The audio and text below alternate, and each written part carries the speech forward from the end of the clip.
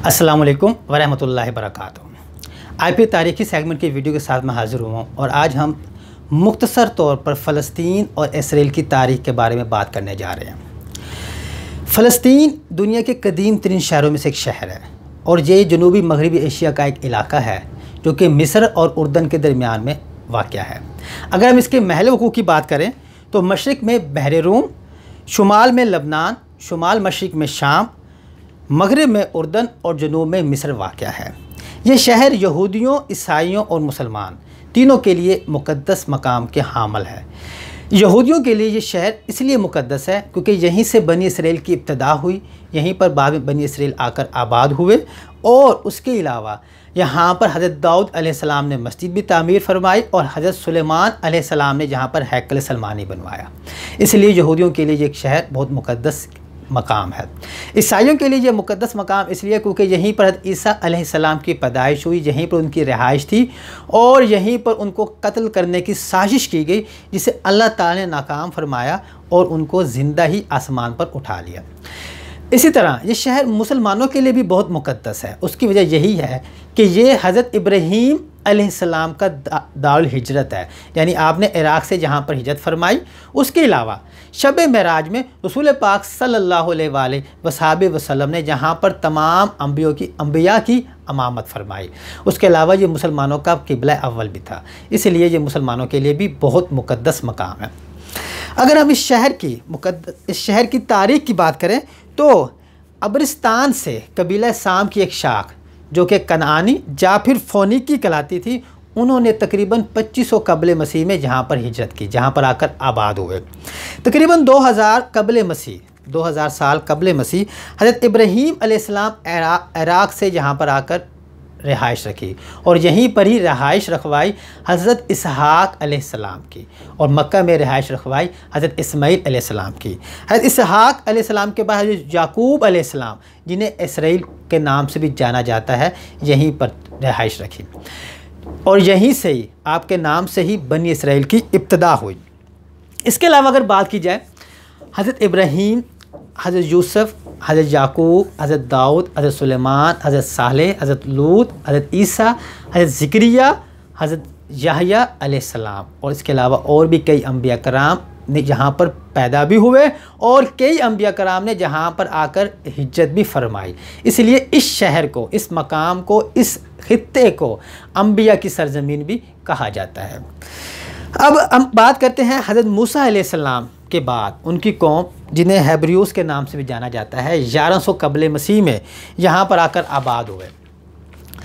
बनी इसराइल के पहले बादशाह हज़रत शमूएल अलैहिस्सलाम थे। उनके बाद हज़रत तालूत अलैहिस्सलाम बादशाह बने, जिसका ज़िक्र हमें कुरान मजीद में भी मिलता है। हज़रत तालूत अलैहिस्सलाम ने जालूत को मग़लूब किया और उनको शिकस्त दी जंग में और उनसे जो ताबूत सकीना था वो वापस लिया। ताबूत सकीना क्या है और क्या इसके पीछे क्या स्टोरी है, इसके बारे में इंशाल्लाह मैं आपको तफसीलन एक वीडियो में बताऊंगा। बहरहाल तकरीबन 1020 कबल मसीह से लेकर 1004 कबल मसीह तक यहाँ बनी इसराइल पर हज़रत तालूत अलैहिस्सलाम बादशाह रहे। उनके बाद हज़रत दाऊद अलैहिस्सलाम बादशाह बने और उन्होंने जो शहर हेब्रोन था उसकी जगह इसी शहर बैतुल मुक़द्दस को दारुल खलीफा बनाया और इसको यरूशलेम नाम भी आपने दिया।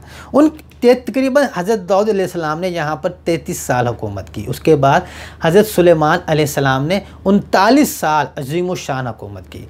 उनकी वफ़ात के बाद ये रियासत दो हिस्सों में तकसीम होगी, एक गिरोह सामरिया कहलाया और एक गिरोह यहूदिया कहलाया और जो आपस में वक्तन फ़वक्तन लड़ते रहते थे। तकरीबन 598 कबल मसीह में इराक़ में बाबल के इलाके से बख्त नसर ने यहाँ पर हमला किया और इसको फतह किया। लाखों यहूदी इस हमले में मारे गए, पूरा शहर तबाह कर दिया गया, मिलियामेट कर दिया गया और कई हज़ार यहूदियों को वो कैदी बनाकर बाबल ले गया, जो बाद में उन कैदियों को रिहाई मिली बादशाह खुसरू के दौर में। तकरीबन ये बात है 539 कबल मसीह की। बहरहाल 332 कबल मसीह में सिकंदर आज़म ने हमला किया और उसको फतह किया और फिर 150 कबल मसीह में जहाँ पर दोबारा से यहूदियों की एक सल्तनत, एक बादशाहत कायम हुई। और इसके बाद अगली सदी में सल्तनत रोमा का यहाँ पर कब्ज़ा हुआ। सल्तनत रोमा, जिसे बाज़ंतीनी या रोमन अम्पायर भी कहा जाता है, वो ये उनके ज़ेर असर आ गया। और उसी दौरान इस खित्ते का नाम फ़लस्तीन भी पड़ा।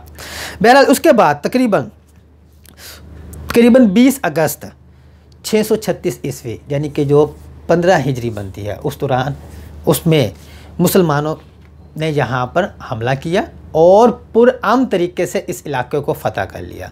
उस वक्त इस्लाम के जो खलीफा थे वो हज़रत उमर फ़ारूक रज़ी अल्लाह ताला अन्हो थे, और तब इस मकाम का नाम एलिया था। बहरहाल इस मुआहदे को, जो पुरअमन तरीके से ये फ़तह हुआ, इस मुआहदे को लिखने के लिए हज़रत उमर फ़ारूक रज़ी अल्लाह ताला अन्हो ख़ुद तशरीफ़ लाए थे, और यहाँ पर हज़रत बिलाल हबशी रज़ी अल्लाह ताला अन्हो ने पहली आज़ान भी दी थी। बहरहाल यहाँ पर मैं एक आपसे बात शेयर करता जाऊँ कि अगर आप पहली फ़तह बैतुल मुक़द्दस की देखें तो ये एक बहुत बड़ा तमाचा है उन लिबरल और गैर मुस्लिमों के लिए जो ऐसी सोच रखते हैं और जो बकवास करते हैं कि इस्लाम तलवार के ज़ोर से फैला है। सिर्फ़ वाहिद मुसलमानों के दौर में ही ये पुरअमन तरीके से फ़तह हुआ और तमाम मज़ाहिब को यहाँ पर अपने मजहबी अक़ीदे के मुताबिक इबादत करने की खुली आज़ादी थी। और जैसे ही उसको कुछ अरसे बाद ईसाई इस शहर को फ़तह करते हैं तो इस सरज़मीन को खूनो खून कर देते हैं यहूदी और मुसलमानों के खून से, जिसका भी आगे तस्करा आने वाला है। बहरहाल तकरीबन 463 साल तक बैतुल मुक़द्दस मुसलमानों के ज़ेर असर रहा। यहाँ पर बनु उमैया की खिलाफत भी रही, बनु अब्बास की भी रही, फ़ातिमी हुकूमत भी रही, सल्जूक़ की सल्तनत भी रही, खिलाफत उस्मानिया भी रही। बहरहाल इसी इलाके के लिए तकरीबन 9 सलीबी जंगें लड़ेंगे।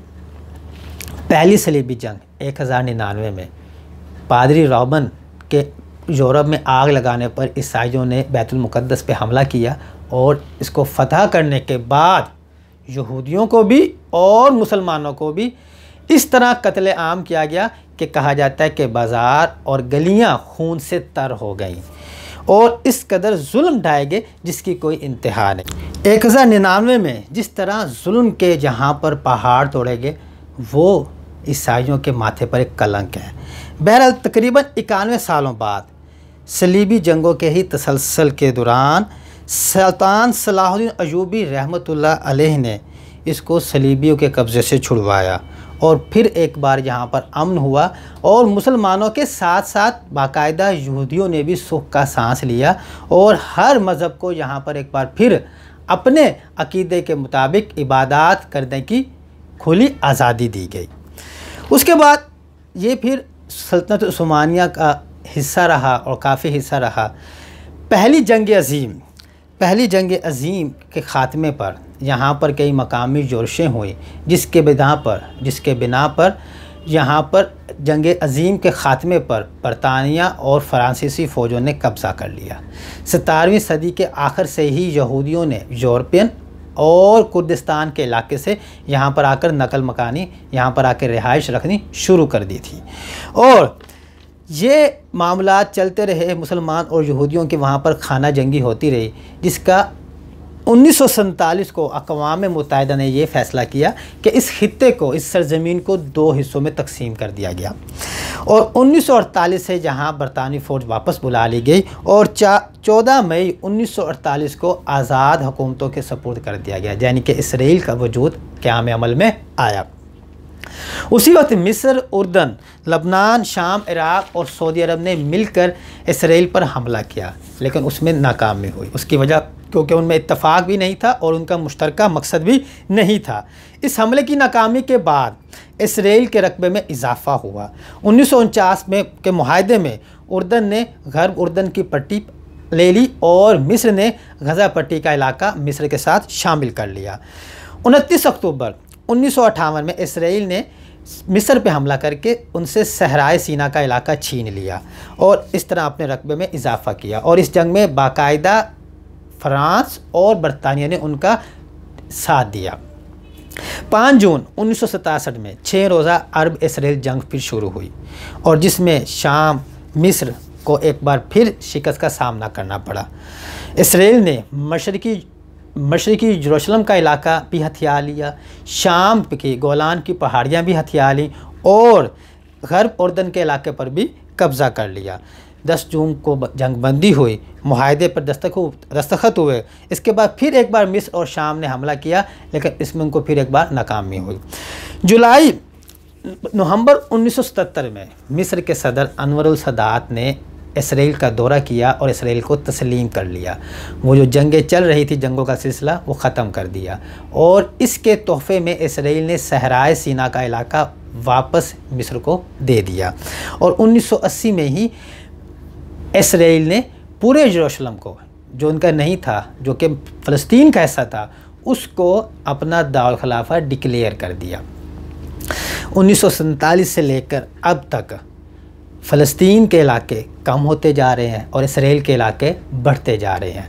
और तब 1947 से अब तक फ़लस्तीनियों पर, मुसलमानों पर जुल्म सितम के पहाड़ तोड़े जा रहे हैं। और इसीलिए 1947 में अक़वाम मुत्तहिदा ने फ़ौरन यहूदियों को फैसिलिटेट करने के लिए 2 हिस्सों में तकसीम कर दिया था, लेकिन उस तकसीम में जो तब्दीली आ रही है उसको आज तक अक़वाम मुत्तहिदा रुकवा नहीं सका। बहर इस पूरी तारीख़ देखने के बाद हमें 2 बातों का अंदाज़ा होता है। पहली बात यह है कि ये बैतुल मुक़द्दस, जिसको मुसलमान वाकई ही एक मुक़द्दस मकाम तस्वर करते हैं, जब भी इसको फ़तह किया तो पुरअमन तरीके से किया और वहाँ पर बाकायदा खुली आज़ादी और खुली छूट दी गई हर मजहबी अक़ीदे को। लेकिन जब दूसरी जैसे मज़ाहिब ने जब इस पर हमला किया तो इसकी हुर्मत का कोई पास नहीं रखा और इसके गलियों और बाज़ारों में मुसलमानों और यहूदियों का खून बहाया गया। और दूसरी बात यहाँ से ये पता लगती है कि अक़वाम मुत्तहिदा सिर्फ़ उन चीज़ों पर, उन जगह पर फ़ैसला करता है जिन जगहों में उसको लगता है कि जहाँ से मुसलमानों के साथ जुल्म और ज़्यादती का हम नया दरवाज़ा खोल सकते हैं, यहाँ पर मुसलमानों पर जुल्म हो सकता हो, उन्हीं का फ़ैसला करते हैं।